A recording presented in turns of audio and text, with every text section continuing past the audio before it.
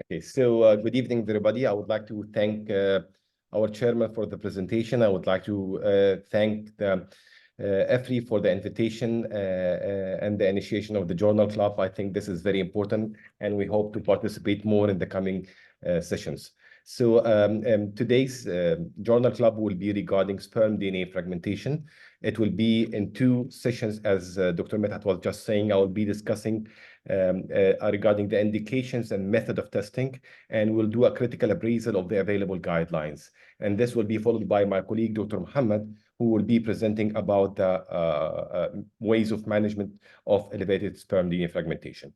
So these are the two articles that we will be appraising. It is a summary or a systematic review and giving a clinical guidelines for physicians. Actually, the need for clinical guidelines for sperm DNA fragmentation is important, as we all notice that the use of these tests has been increased in the clinical practice, and we lack any society guidelines. So that's why these two articles came on. Initially, the article by Dr. Stevens and his colleagues in 2019, 2020, followed by Dr. Agrawal and his colleagues in 2020.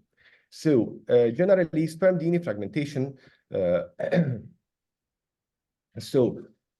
Interestingly, the WHO manual in 2021 has been released. And in this 2021, it has been mentioned clearly that semen analysis by itself cannot surrogate a difference between fertile and infertile men. And it has clearly mentioned that routine semen analysis only serves as a surrogate markers for semen quality, as it will fail to show abnormalities in up to 15% of men experiencing impaired fecundity. However, semen analysis is, of course, one of the most important tests that we rely on, and one of the most important tests that we do usually to evaluate the male infertility. It always gives an overall estimate of the seminiferous tubules function, epididymis, and accessory sex glands. However, the problem with the semen analysis is that it is subjective. Not only that, it is also variable. Like there is a lot of inter-laboratory and intra-individual variabilities. Added to that, with the coming new WHO manual 2021, it is clearly mentioned that the reference values, these reference values, there is a lot of issue. This is need a separate lecture to discuss about these, how these values has been created, and is this really representing a fertile and infertile groups? And they clearly mentioned that it does not. So usually the sperm function generally is to deliver an intact DNA to the oocyte to develop a healthy embryo. And this DNA is a structure of manual. Usually the problem that the sperms has to travel a long distance from the seminiferous tubules to the epididymis, to the vas, to the vagina, to the cervix, till it reach and start having DNA shared with the oocyte. That's why it is exposed to a lot of risks. And it's important to keep it preserved. So the pathophysiology is either due to an intracellular defects or an extracellular defects. The intracellular defects can be also one of two things. As we mentioned, to preserve the DNA of the sperms, it has to be compacted. So it is compacted in the form of protamine instead of histones. And this is important to preserve the sperms. And this is also helped during the process, a specific enzymes called topomerase. This performs NEX. If these NEX has not been resolved before the compaction, this would lead to sperm DNA fragmentation. The other problem is intracellular problem that can lead to increased DNA fragmentation is defect in the abortive apoptosis. So the abortive apoptosis is a method that usually the body or the cells will be eliminated if it's not normal or defective. So if this has been affected, this would lead to release of sperms with an abnormal DNA into the ejaculate. This is the intracellular defects. What about the extracellular? Extracellular defects has always been linked to increase in the oxidative stress. So any factor that lead to increase in the oxidative stress has been proven that it can lead to increase in the sperm DNA fragmentation. Following that, now in the coming part of the lecture, I will be speaking specific parts about how sperm DNA fragmentation can affect fertility. So first of all, regarding patient-related factors, as we mentioned, any factor that will lead to increase in the oxidative stress will lead to increase in the DNA fragmentation. This can be either due to problems within the reproductive system, such as prolonged abstinence, male accessory gland infections, and also abnormal spermatogenesis. This can lead to in patients with severe testicular failures. Okay, other than this can be due to either environmental factors such as drugs, smoking, and exposure to gonadotoxins, or systemic pathologies such as diabetes, cancer. All these has been linked to increase in oxidative stress and eventually increase in reactive oxygen species and elevation of DNA fragmentation. And there are many studies discuss that these issues and has been confirmed that it can lead to sperm DNA fragmentation. You can go through many of these studies and see it. Other patient-related factor is varicocele. Varicocele has been correlated to sperm DNA fragmentation, and the hypothesis behind that is one of two things. We all know that varicocele can lead to testicular hyperthermia, and we know that hyperthermia can affect the enzymes function. And one of these enzymes function is the enzyme responsible for the DNA synthesis. So these enzymes can be affected. The other thing that the varicocele can cause is lead to testicular blood stasis. And we know blood stasis will lead to hypoxia. And we know that hypoxia will increase the oxidative stress and eventually ROS and SDF.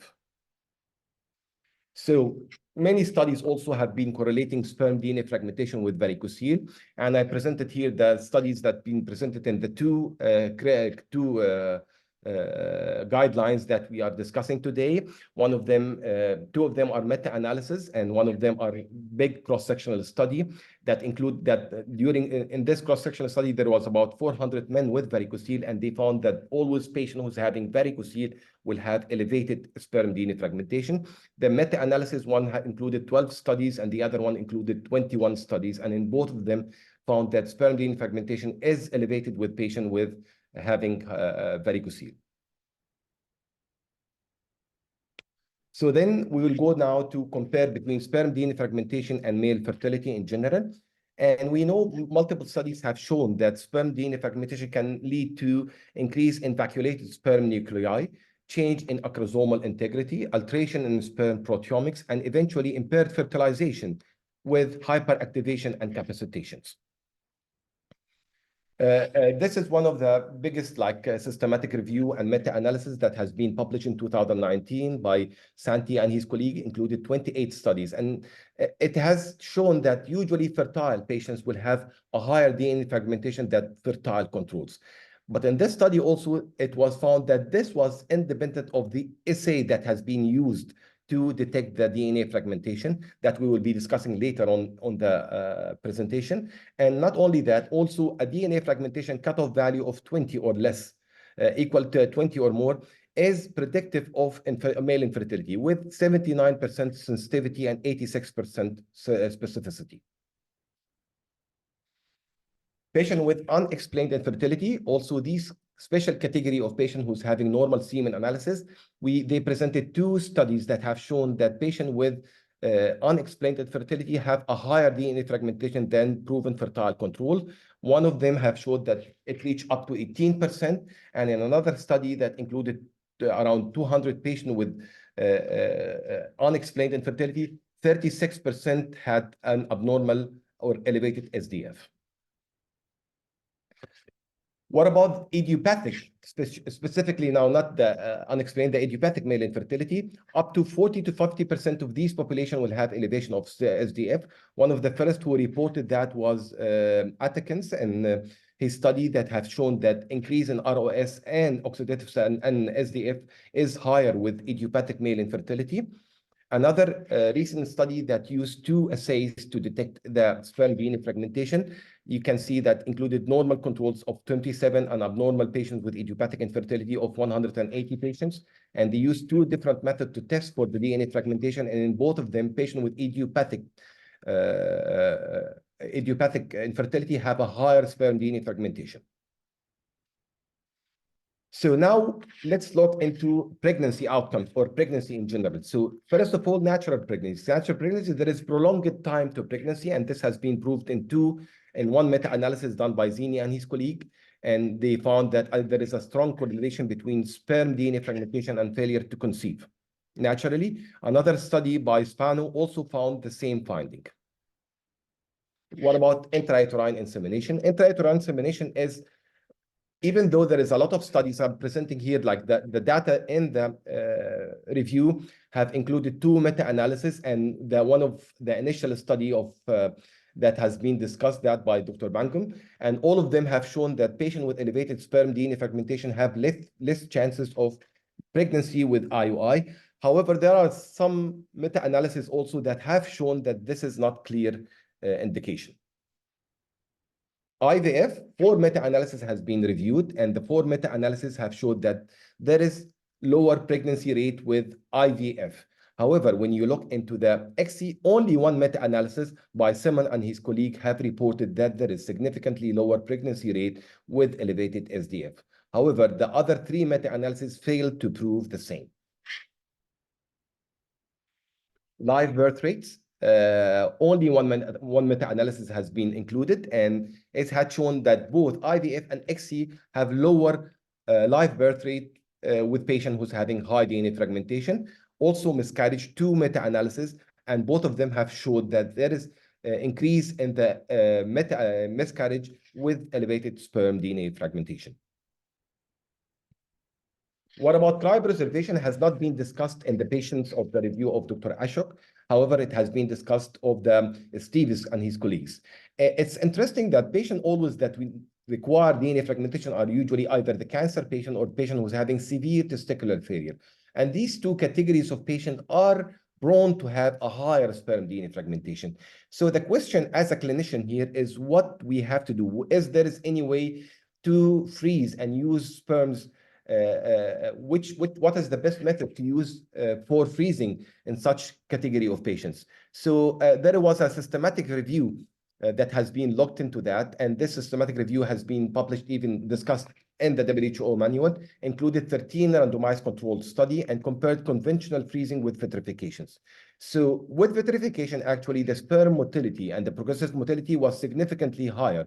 However, 4 of the studies that included in the systematic review and the meta-analysis included sperm DNA fragmentation, and none of them have shown significantly affected the cryopreservation patient with elevated sperm DNA fragmentation.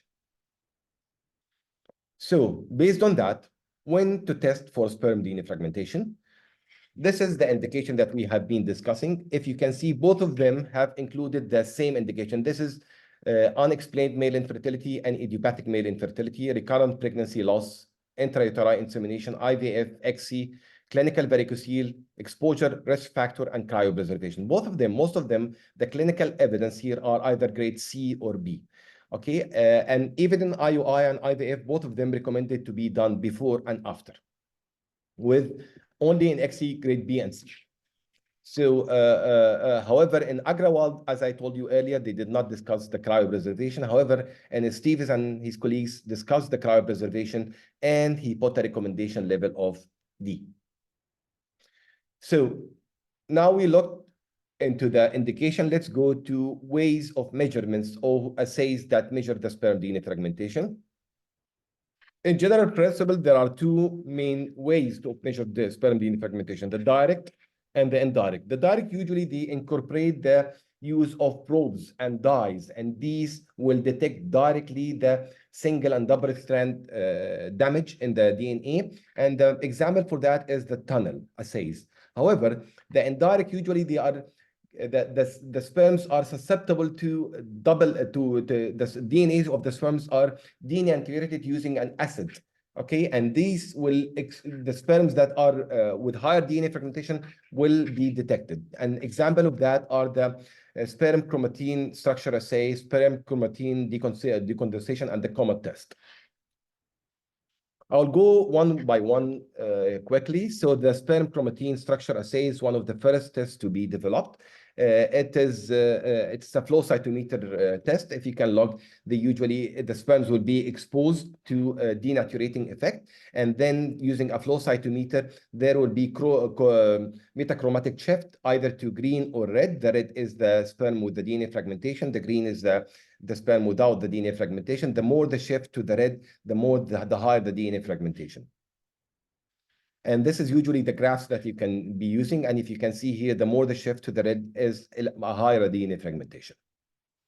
The advantage of the sperm chromatin structure assay that it is a standard protocol. It has been there for a long time. It can be done, usually test big number of cells, 10,000 cells. So, and this can be done rapidly and robustly.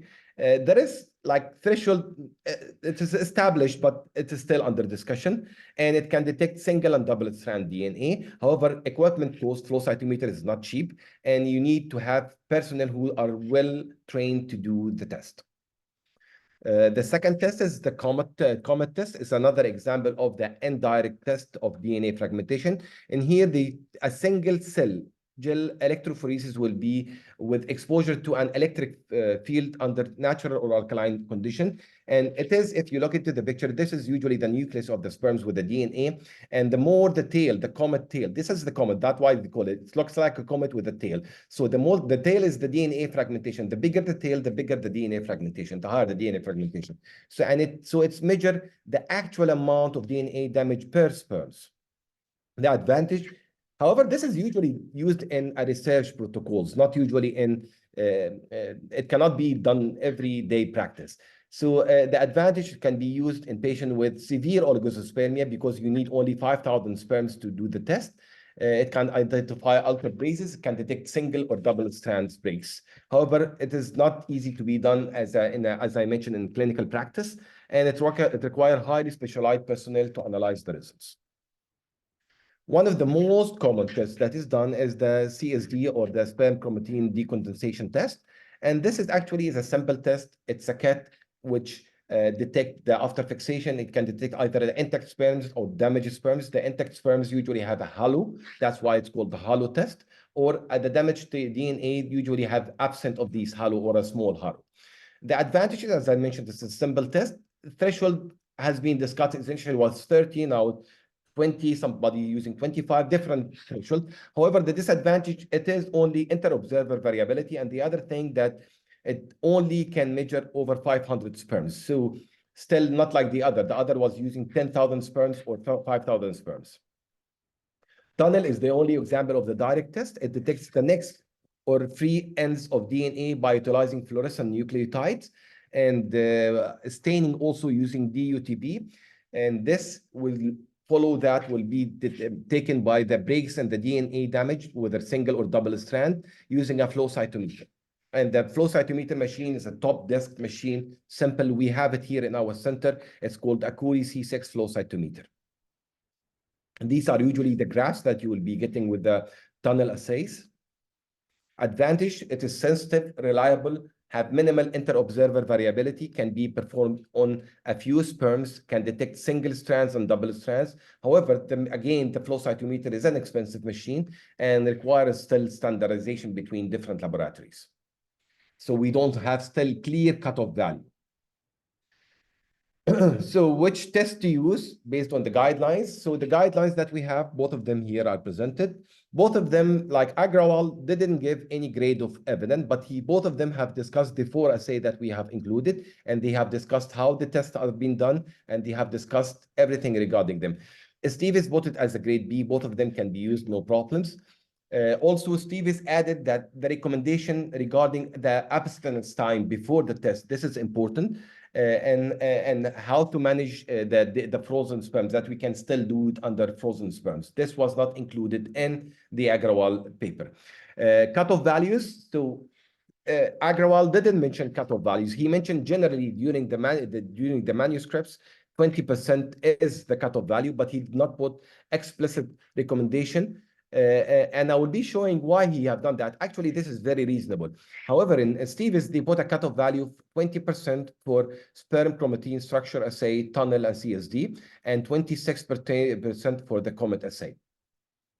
Differentiation between or affection on the predicting reproductive outcomes, 20% was used, 20 to 30% was used in the Agrawal. However, in Stevis, however, no, only just gave a table. This is the table I'm saying. So and this is the paper of the Stevis. He discussed further more about the abstinence time, freezing time, how to measure the test, give a little bit more discussion.